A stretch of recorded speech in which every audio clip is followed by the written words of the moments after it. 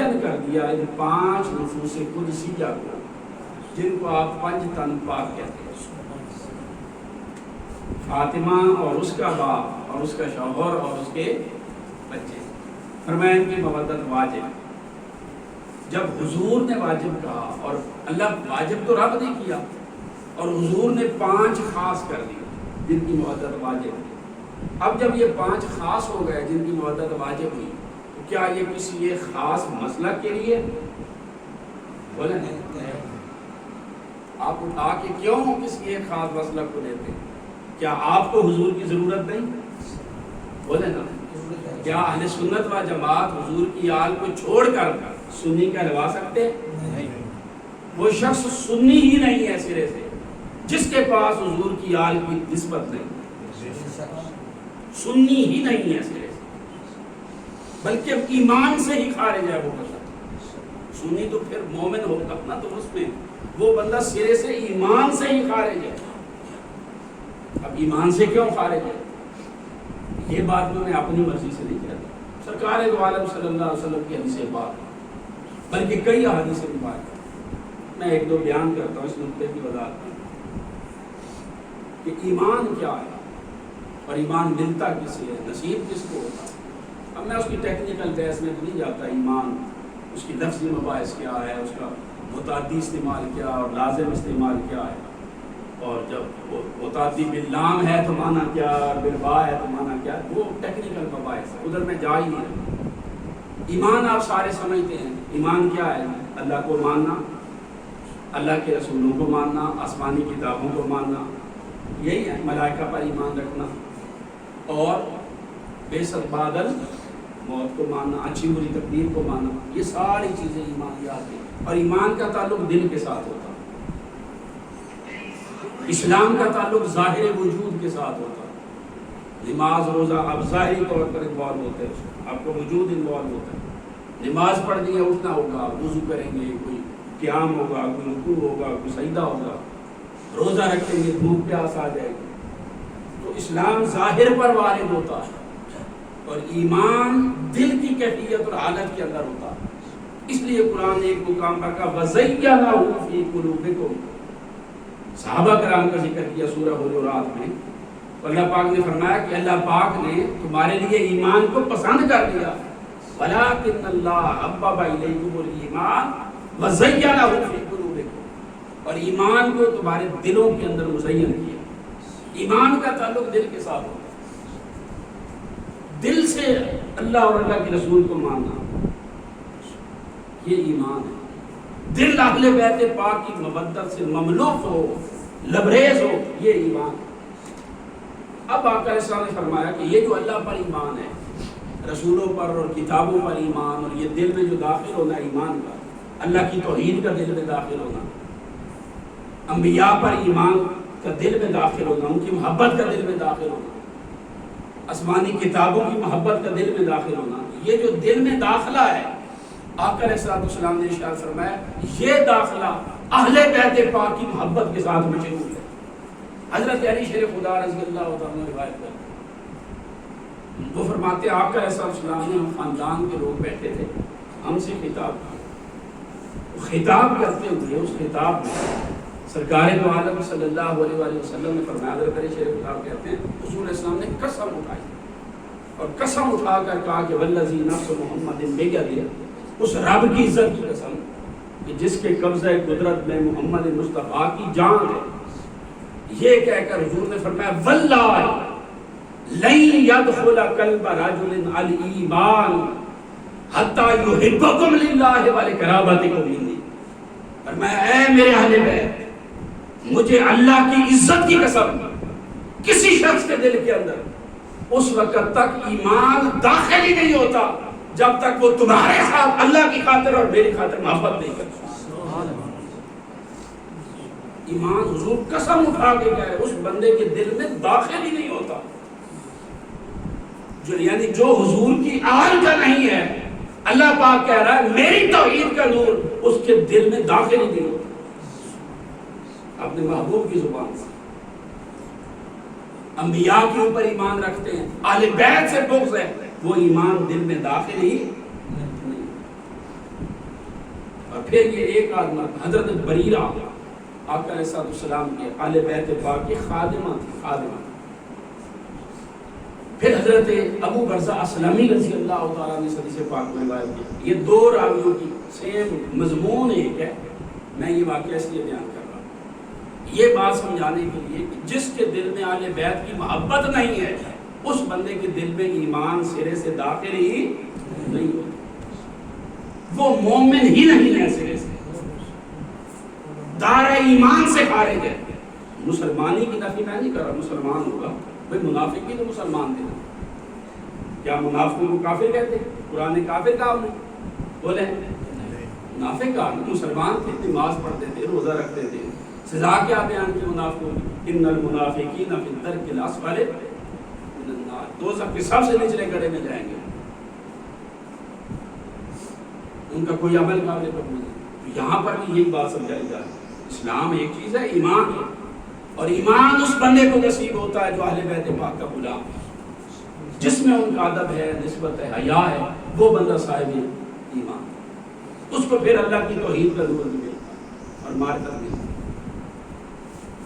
حضرت بریرہ رضی اللہ تعالیٰ عنہ وہ روایت کرتی ہے, اور حضرت ابو برزہ اسلمی وہ کہتے ہیں کہ کسی شخص نے یہ بات کر دی اور اس نے یہ کہا کہ یہ جو آقا علیہ السلام کی جو رشتہ داری ہے, ان رحم رسول اللہ صلی اللہ علیہ وآلہ وسلم لا تنفع یوم القیامہ.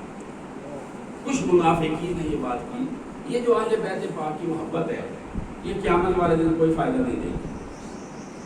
حضور کی رشتہ داری, حضور کی قرابت, اہل بیت آپ ان کا ذکر کرتے ہو, ان کا نام لیتے ہو, یہ قیامت والے دن کام نہیں آئے گا.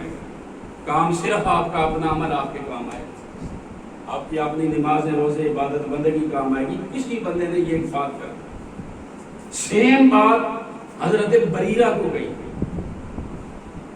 وہ راوی کہتے ہیں حضرت ابو برزہ اسلمی وہ کہتے ہیں کہ جب یہ بات کی انہوں نے جا کر حضور کو بتایا.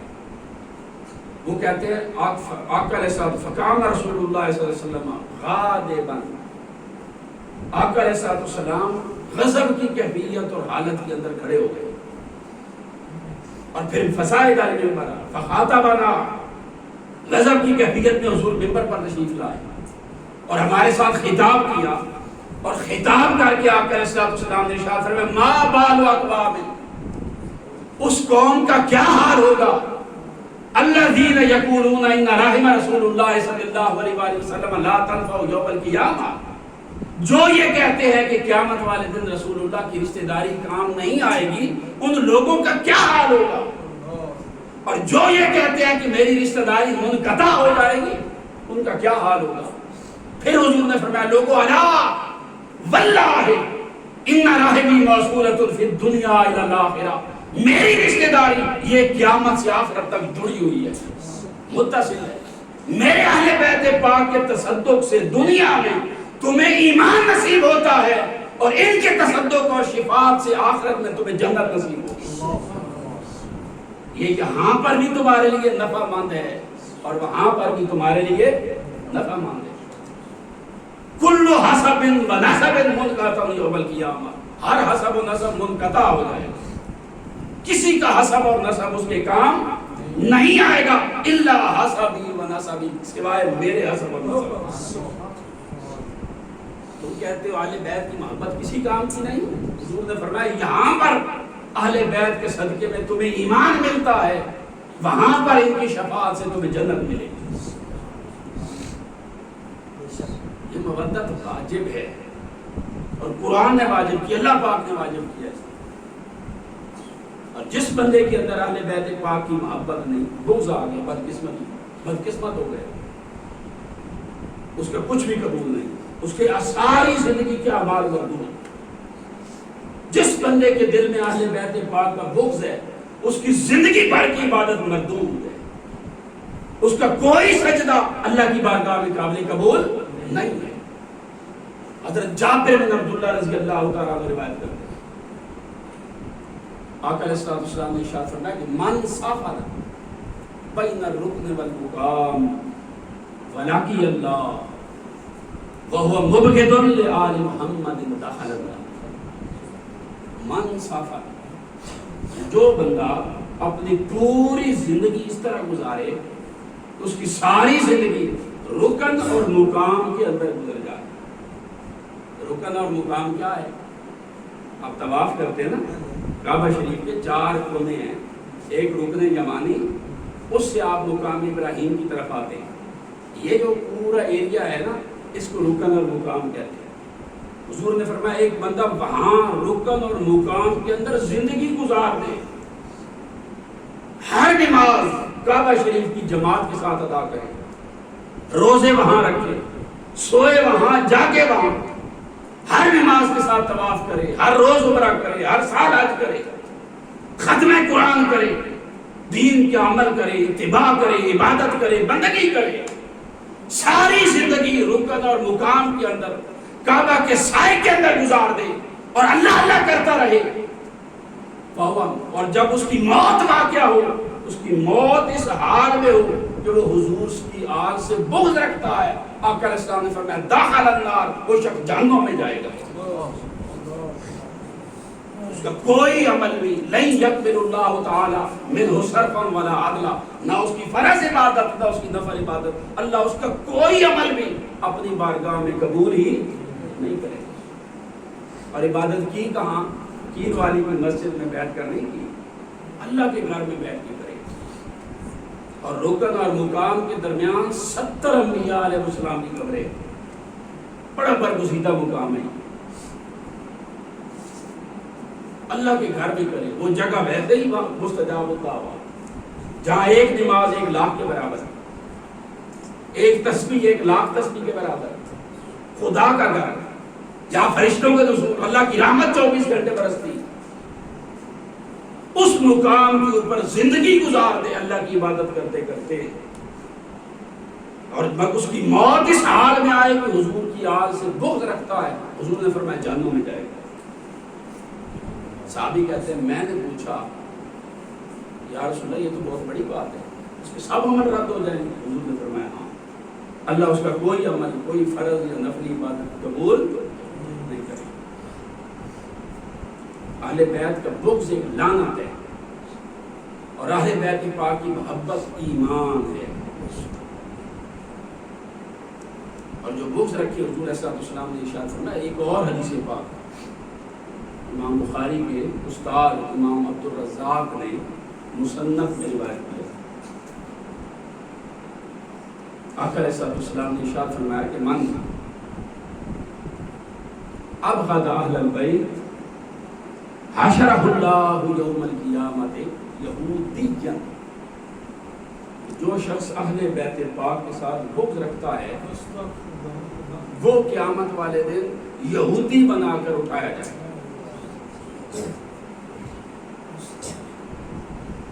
کدھر گئی عبادت؟ کدھر گیا اللہ کی توحید کو ماننا؟ کدھر گئی تلاوت؟ کدھر گیا جہاد؟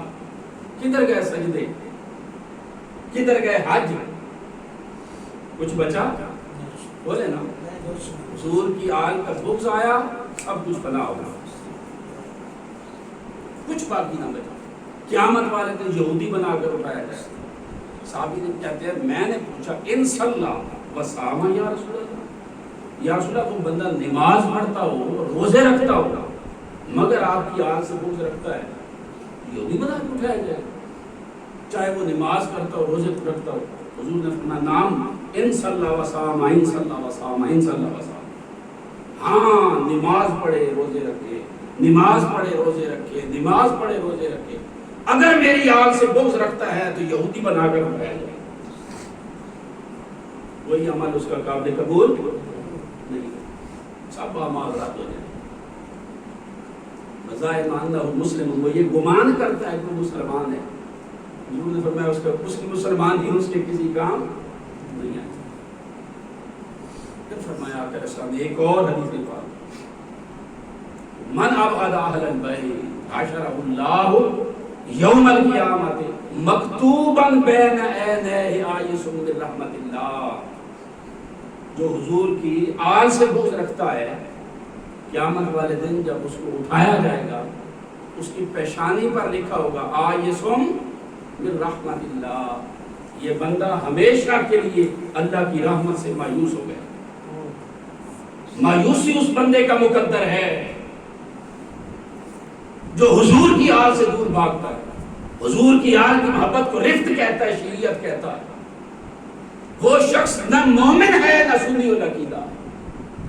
سنیوں کی تاریخ اٹھا کے دیکھ لیں, ساری تاریخ اہل سنت و جماعت کی آقا علیہ السلام کی آل کا ادب سکھاتے ہوئے گزری ہے. آپ بڑے صحابہ کرام تابعین سے لے کر آج کے دن تک صحیح العقیدہ سنی کو دیکھیں, وہ آقا علیہ السلام کی آل کا ادب اور حیا کرتا نظر آئے. اہل سنت و جماعت کا پہچان ہی اہل بیت پاک. ہماری تو محفل ہے اس وقت تک نہیں صحیح جب تک نعرہ حیدری کا لگایا ہے. نعرہ حیدری ہم سب کو مانتے ہیں. ہم الحمدللہ آقا علیہ السلام کے صحابہ کرام کو بھی مانتے ہیں اور حضور علیہ السلام کی آل مبارکہ کو بھی مانتے ہیں. سنی کیا ہوا اگر انکار کرتے ہیں؟ اللہ کی توحید کو مانتے ہیں اہل سنت تو درجہ کمال پر مانتے ہیں, اور آقا علیہ السلام کی نسبت کو مانتے ہیں تو درجہ کمال پر مانتے ہیں. آقا علیہ السلام کے اہل بیت پاک کو بھی مانتے ہیں تو درجہ کمال پر مانتے ہیں, اور حضور کے اصحاب کا ادب و حیا بھی کرتے ہیں تو درجہ کمال پر کرتے ہیں.